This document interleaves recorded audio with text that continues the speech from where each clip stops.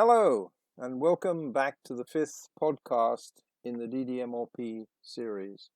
I'm Ken Titmus, and today we'll be discussing the fifth component of DDMRP, namely visible and collaborative execution.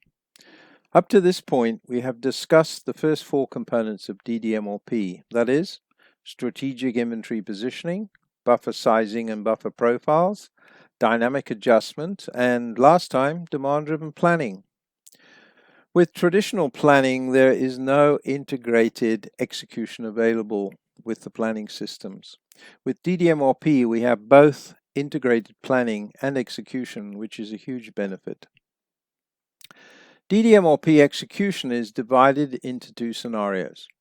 Buffer status alerts, which look at the current on-hand situation at points of independence or buffers, and then synchronization alerts that deal with non-buffered points of dependence.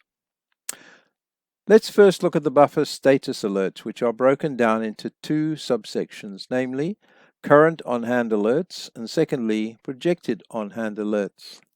It's worth noting here to make things clear that execution is purely looking at the on-hand inventory balances and not net flow, which is reserved for the planning function. So buffer status alerts require two perspective changes. One, in the way we determine priority, and two, a change in the way we view the colors in the buffer zones. We will cover these two aspects shortly. First, we'll review the current on-hand alerts. Let's look at a manufacturing example. We could have a number of manufacturing orders to produce in the plant. These will typically have due dates that were determined at the time of generating the shop order. Some of these orders could be make to order for customers and others to top up finished goods of make to stock SKU buffers.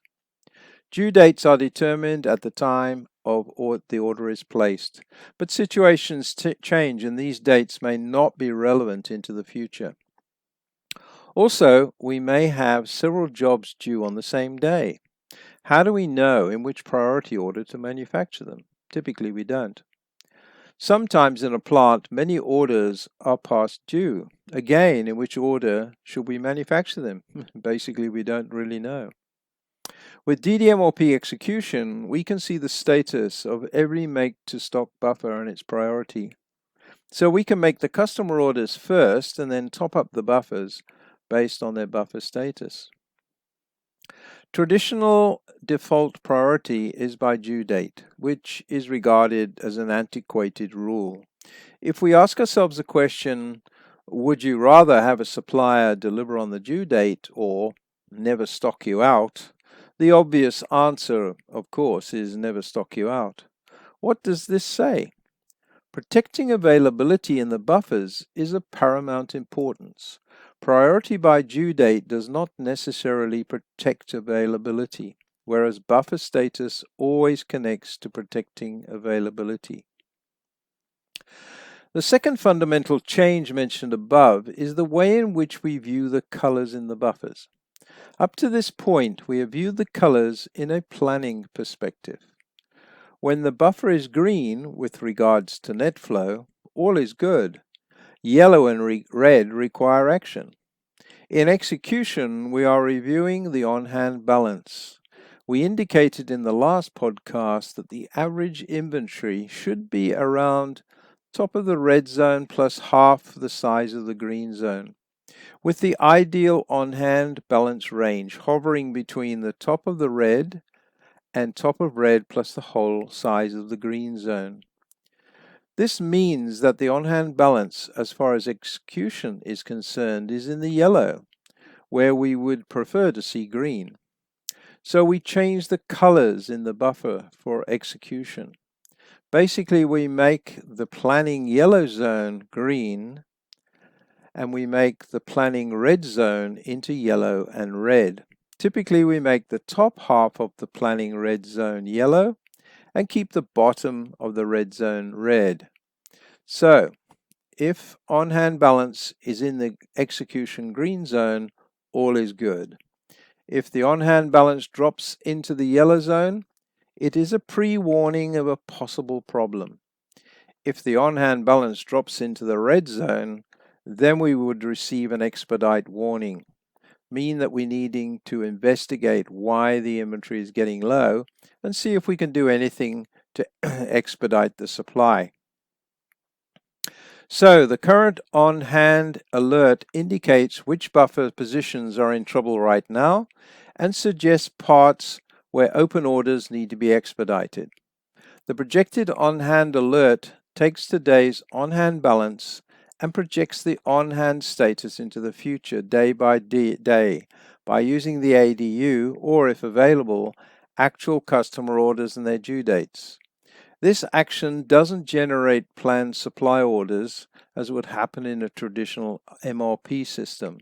It purely indicates at what point in the future we could run into stockouts with or without demand, if nothing changes in the system.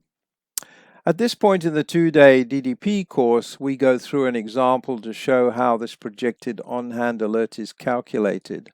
Not so easy when doing this podcast. When it comes to material synchronization alerts, this displays material shortfalls against known demand allocations into the future.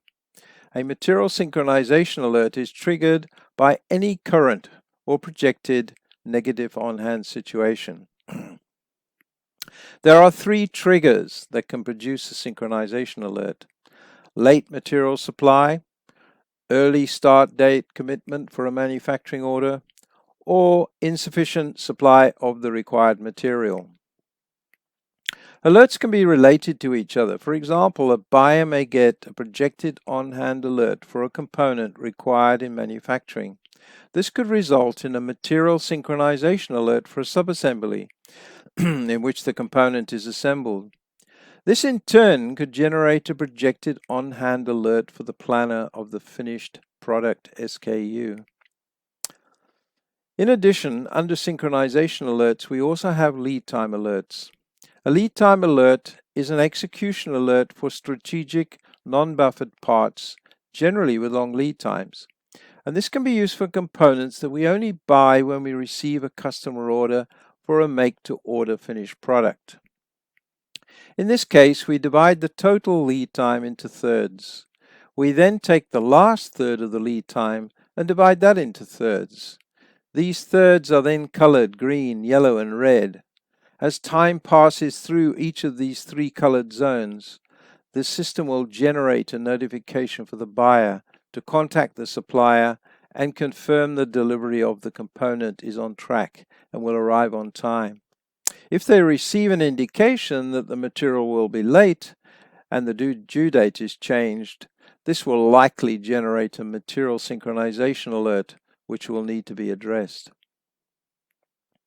So we can use execution alerts throughout our supply chain. In distribution, we can see what buffers are in urgent need of resupply.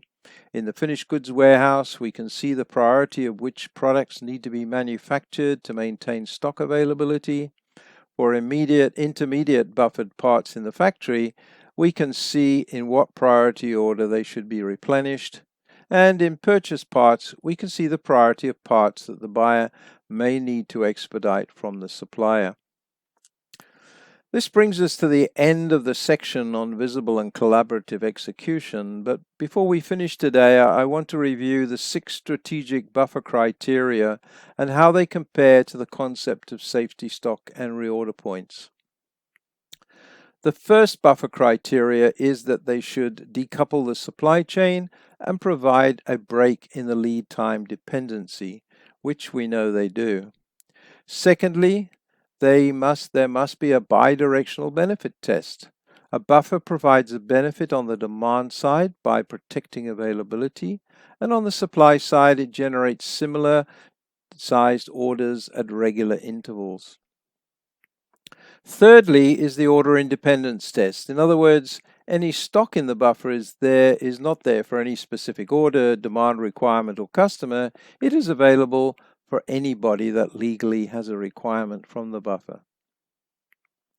The primary planning mechanism is the 4th buffer criteria. This means that the buffer is the primary planning mechanism for determining replenishment, which we know is done using the net flow equation. Fifth is the relative priority test. In the system, we have the on-hand balance priority as well as the planning priority for every stocked buffer. So it's easy to determine what needs to be done first and then second. It provides a to-do list for the day as far as planning and execution is concerned. And lastly, sixth is the dynamic adjustment test. We know DDMRP buffers are dynamically adjusted on a continuous basis as the environment changes, keeping pace with demand in the marketplace. If we test the concept of safety stock against these 6 criteria, we find it only passes the third one, the order independence test, which means that any material in the safety stock is available for anybody that can legitimately use it. There are some companies that adjust their safety stock levels occasionally, mainly based on their forecast accuracy percentage, but I find this is not very common, and safety stock levels are usually maintained at the same level for long periods of time. Although a safety stock system does generate replenishment orders if the on-hand balance reaches or breaches the safety stock level, this is not the primary planning mechanism and only a secondary mechanism at best. If we compare these 6 criteria to the reorder point process, it does fare much better, but it does pass the primary planning test, independence test, and it decouples the supply chain lead time, but fails in the other areas. So to compare DDMRP buffers as a fancy reorder point system with safety stock is not possible. The two are completely different. Some additional points on order point. They do not take demand into account and don't use the net flow equation. They are therefore subjected to higher levels of variability with increased risk of stockouts and require increased levels of inventory to compensate. This brings us to the end of today's podcast, where we discuss DDMRP's fifth component, visible and collaborative execution processes, as well as comparing the extra benefits of DDMRP buffers to reorder point with safety stock systems. The sixth and last podcast in this series will focus on DDMRP's impact on scheduling and work in process management. We will go on to discuss the demand-driven sales and operations planning process and how it is used to perform variance analysis on the demand-driven operating model and apply continuous improvement to ensure the operating model is stable, reliable, and is giving us high levels of flow. In addition, we will see how the operating model can be projected into the future to identify potential problems into the future which can be addressed with ample time to resolve the situations.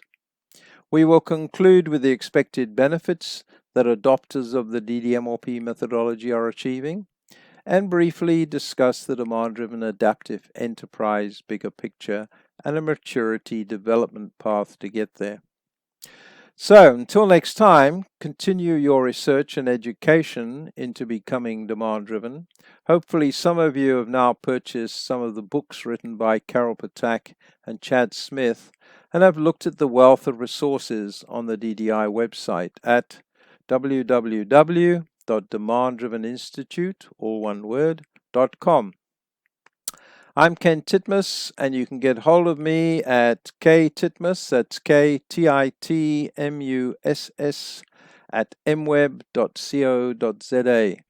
So until next time, goodbye.